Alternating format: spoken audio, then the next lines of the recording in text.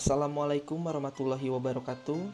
Perkenalkan, nama saya Rian Setiawan dengan NIM 18306111125 dari kelas akuntansi 6C Fakultas Ekonomi Universitas Muhammadiyah Kota Sukabumi.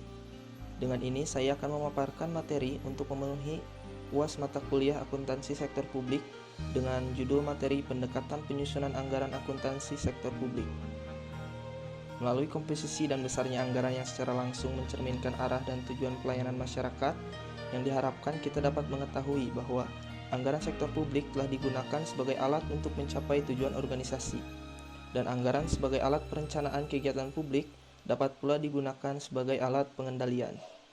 Sistem perencanaan anggaran publik berkembang sesuai dengan perkembangan manajemen sektor publik dan perkembangan tuntutan yang muncul di masyarakat. Ada beberapa pendekatan penyusunan anggaran. Yang pertama, ada anggaran tradisional. Pendekatan anggaran ini memiliki dua ciri utama, yaitu cara penyusunan anggaran yang didasarkan atas pendekatan incrementalism.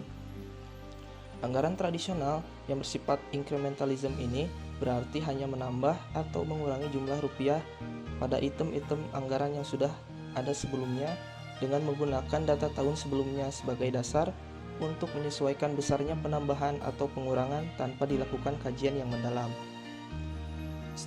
Yang kedua, ada struktur dan susunan anggaran yang bersifat line item. Struktur anggaran ini didasarkan atas dasar sifat dari penerimaan dan pengeluaran. Metode line item budget ini tidak memungkinkan kita untuk menghilangkan item-item penerimaan atau pengeluaran yang telah ada dalam struktur anggaran. Kelebihan dari anggaran ini, yang pertama, ada penyusunannya yang relatif mudah sehingga dapat mengatasi rumitnya proses penyusunan anggaran.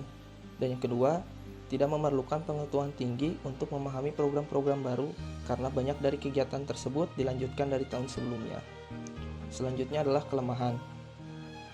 Hubungan yang tidak memadai antara anggaran tahunan dengan rencana pembangunan jangka panjang. Selanjutnya, pendekatan inkremental menyebabkan sejumlah besar pengeluaran tidak pernah diteliti secara menyeluruh efektivitasnya. Lalu yang kedua, ada pendekatan kinerja.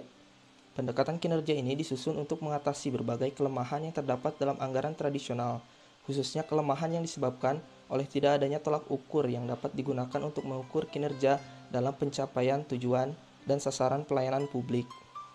Anggaran dengan pendekatan kinerja sangat menekankan pada value for money dan pengawasan atas kinerja output.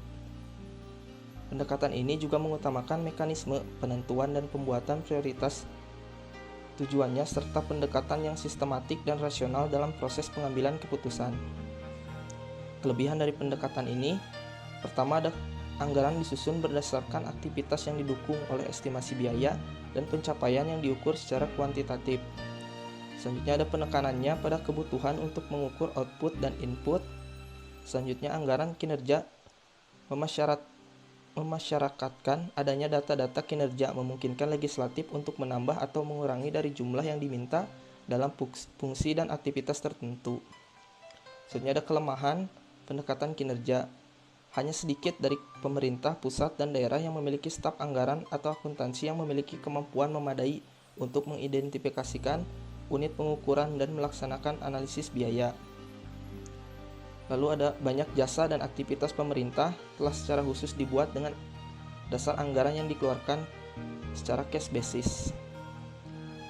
Yang ketiga, ada zero based budgeting. Konsep zero based budgeting ini dimaksudkan untuk mengatasi kelemahan yang ada pada sistem anggaran tradisional. Penyusunan anggaran dengan menggunakan konsep zero based budgeting dapat menghilangkan incrementalism dan line item karena anggaran diasumsikan melalui dari nol atau zero base. ZBB ini tidak berpatokan pada anggaran tahun lalu untuk menyusun anggaran tahun ini. Namun penentuan anggaran didasarkan pada kebutuhan saat ini. Nah, untuk kelebihannya, jika ZBB ini dilaksanakan dengan baik, maka dapat menghasilkan alokasi sumber daya secara lebih efisien. Selanjutnya, ZBB berfokus pada value for money. Lalu yang terakhir, mempermudah untuk mengidentifikasi terjadinya inefisiensi dan ketidakefektifan biaya. Lalu selanjutnya kekurangannya, prosesnya memakan waktu lama, terlalu teoritis, dan tidak praktis. Implementasi JATBB membutuhkan teknologi yang maju. Dan yang terakhir, JATBB cenderung menekankan manfaat jangka pendek. Dan yang terakhir, atau yang keempat, ada PPBS atau Planning, Programming, dan Budgeting System. PPBS ini merupakan teknik penganggaran yang didasarkan pada teori sistem yang berorientasi pada output dan tujuan, dengan penekanan utamanya adalah alokasi sumber daya berdasarkan analisis ekonomi. PBBS ini ditujukan untuk membantu manajemen pemerintah dalam membuat keputusan alokasi sumber daya secara lebih baik. Kelebihan PPBS yaitu memudahkan dalam pengendalian tanggung jawab dari manajemen puncak ke manajemen tengah. Dalam jangka panjang dapat mengurangi beban kerja. Selanjutnya, memperbaiki kualitas pelayanan melalui pendekatan sadar biaya dalam perencanaan programnya. Selanjutnya ada kekurangan dari PBBS ini yaitu implementasinya membutuhkan biaya yang besar. PBBS ini juga sulit untuk diimplementasikan. PPBS ini mengabaikan realitas politik dan realitas organisasi sebagai kumpulan manusia yang kompleks. Sekian pemaparan materi mengenai penyusunan anggaran sektor publik. Saya yakin materi yang saya sampaikan ini dapat bermanfaat bagi kita semua. Terima kasih. Wassalamualaikum warahmatullahi wabarakatuh.